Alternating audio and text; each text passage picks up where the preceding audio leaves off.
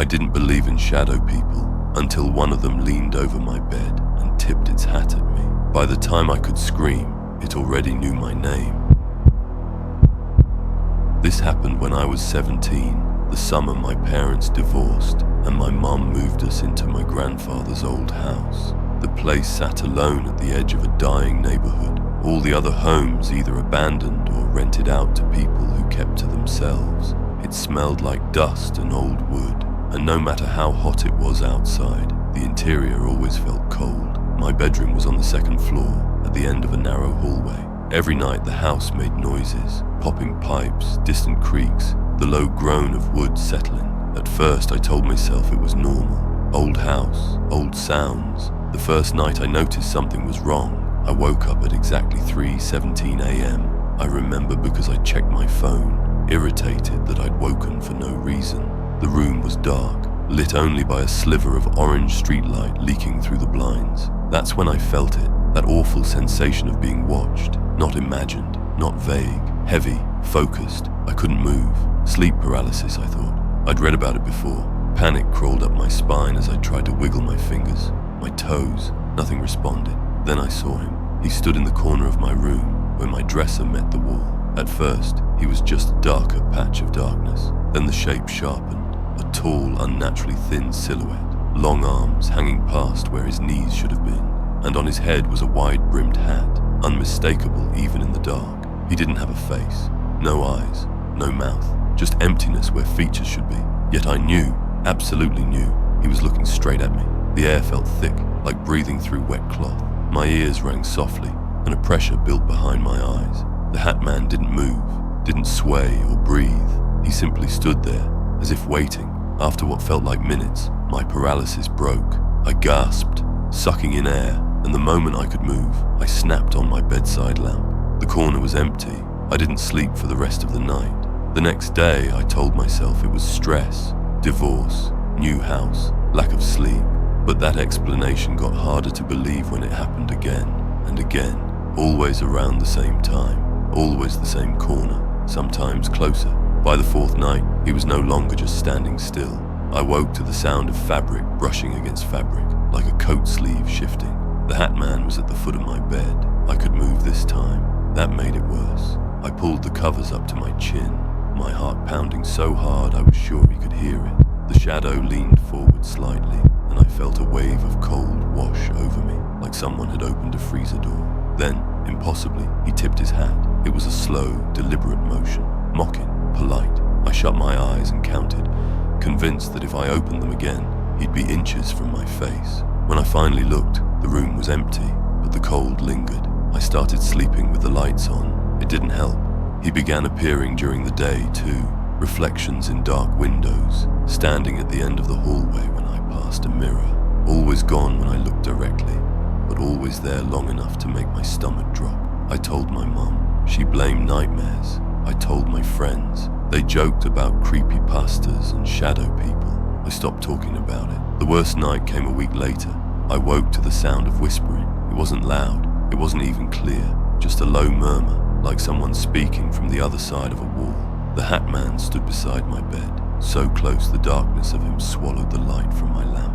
My body locked up again. This time he bent down. I felt the mattress dip under his weight, even though he shouldn't have had one. The whispering stopped, and in its place, a voice spoke clearly, directly into my head. "Don't look away again." My name followed. I screamed, not in my head, out loud. My mum burst into the room, flipping on the overhead light. She didn't see him, of course she didn't. But she did see the hand-shaped indentation in the mattress beside me, slowly rising back into place. We moved out 2 days later. I'm 26 now. I haven't seen him standing over my bed since, but sometimes, when I'm exhausted and the room is dark, I wake up at 3:17 a.m. with that same crushing feeling of being watched. And every now and then, in the reflection of my phone screen, I swear I see the brim of a hat, waiting for me to look away again.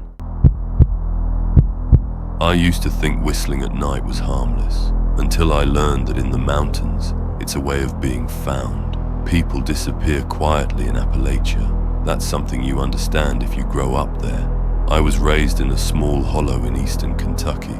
The kind of place where your nearest neighbor is a half-mile away and the woods start where your porch light dies. My granddad always told me the same rule. If you hear whistling in the woods at night, no, you didn't. He never explained why. None of the older folks ever did. I was 23 when I broke that rule. It happened in late October, when the mountains feel like they're holding their breath. I was staying at my granddad's old house after he passed, fixing it up to sell. No cell service, no internet, just me, a radio, and miles of trees. The first night was quiet enough, too quiet actually, the kind where you notice every creak of the house settling and every gust of wind slipping through the cracks. Around 11:30 p.m., I heard it, a single, clear whistle, low and steady, not musical, not random. It came from the tree line behind the house. At first I thought it was a person, maybe a hunter, maybe some drunk cutting through the woods, but something about it felt deliberate, like whoever was whistling wasn't doing it for fun. It was slow, spaced out, repeating the same simple tune over and over. I told myself it was nothing. I shut off the lights and went to bed. That was my second mistake. I woke up sometime after midnight, my heart racing for no clear reason. The room was freezing, my breath fogging faintly in the dark. Then I realized why I was awake. The whistling was closer, not outside the woods anymore, somewhere behind the house, near the old shed. The tune hadn't changed, but now I could hear breath behind it, long inhales, controlled exhales. Whoever it was, they weren't tired, they weren't rushing. I stayed perfectly still, listening. That's when it whistled back. I hadn't whistled, I hadn't made a sound, but the tune shifted, just slightly, like a response, like it had heard me listening. My granddad's words came back to me then, clear as day. If you hear it, don't acknowledge it. I pulled the blanket over my head like a kid and squeezed my eyes shut, feeling ridiculous and terrified at the same time. The whistling stopped. Silence pressed in so hard my ears rang. Then I heard footsteps on the porch, slow, heavy, one board creaked, then another, moving from one end of the porch to the other. Whoever, or whatever, was out there paused right outside my bedroom window.